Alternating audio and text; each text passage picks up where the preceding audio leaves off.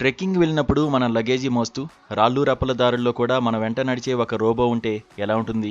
సరిగ్గా అలాంటి అనుభవాన్ని నిజం చేస్తూ చైనాకు చెందిన యూనిట్రీ రోబోటిక్స్ సంస్థ యూనిట్రీ AS2 అనే కొత్త రోబో డాగ్ను తయారు చేసింది. పారిశ్రామికవేత్త హర్షు గోయంకా ఈ రోబో కొండ ప్రాంతంలో సునాయాసంగా దిగుతున్న వీడియోను ఎక్స్లో షేర్ చేయడంతో ఇది ప్రస్తుతం సోషల్ మీడియాలో విపరీతంగా వైరల్ అవుతోంది.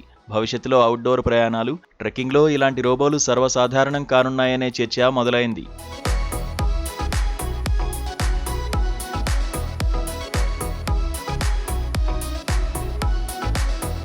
ఈ రోబో కేవలం వినోదం కోసం తయారు చేసిన బొమ్మ కాదు.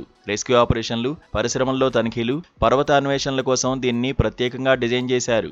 రాళ్లున్న దారులు, బురద నేలలు, నిటారుగా ఉండే పర్వత ప్రాంతాల్లో ఇది సులభంగా ప్రయాణించగలదు.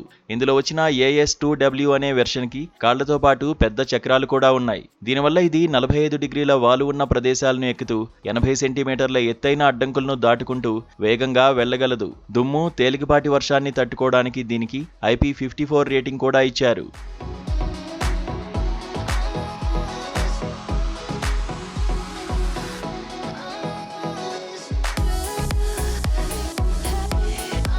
ట్రెక్కర్లు, ప్రయాణికులకు ఈ రోబో ఒక గొప్ప వరమనే చెప్పాలి. ఇది దాదాపు 15 నుంచి 16 కిలోల బరువును సులభంగా మోయగలదు. కెమెరాలు, క్యాంపింగ్ సామాగ్రి లేదా ఆహారాన్ని దీనిపై ఉంచి హ్యాపీగా ప్రయాణించవచ్చు.